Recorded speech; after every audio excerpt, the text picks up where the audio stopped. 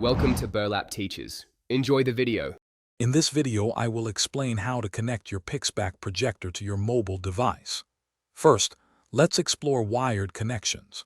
For Android phones, you'll often need an MHL adapter, which converts your phone's micro USB or USB-C port to HDMI.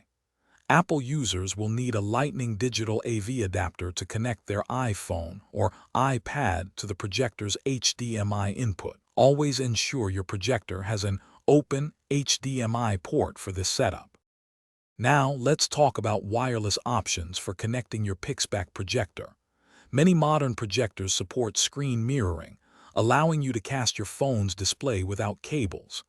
Android users can often use Miracast or Google Cast features built into their devices.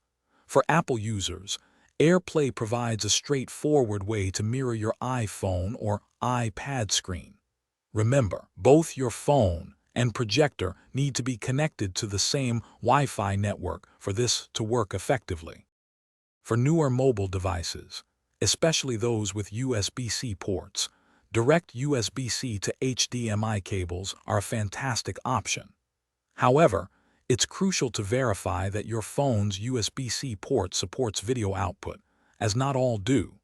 Alternatively, a multi-port adapter can be very useful, offering not only an HDMI connection, but also additional USB ports and charging capabilities. Always double-check the adapter's compatibility with your specific phone model to ensure a smooth setup. Finally, let's cover some troubleshooting tips and best practices. If you encounter issues, first ensure all cables are firmly connected and free from damage. A simple restart of both your mobile device and the Pixpaq projector can often resolve minor glitches.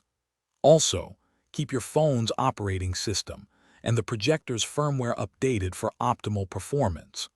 Always remember to select the correct input source on your projector to match your chosen connection method. Thanks for watching. Consider subscribing if this video helped you.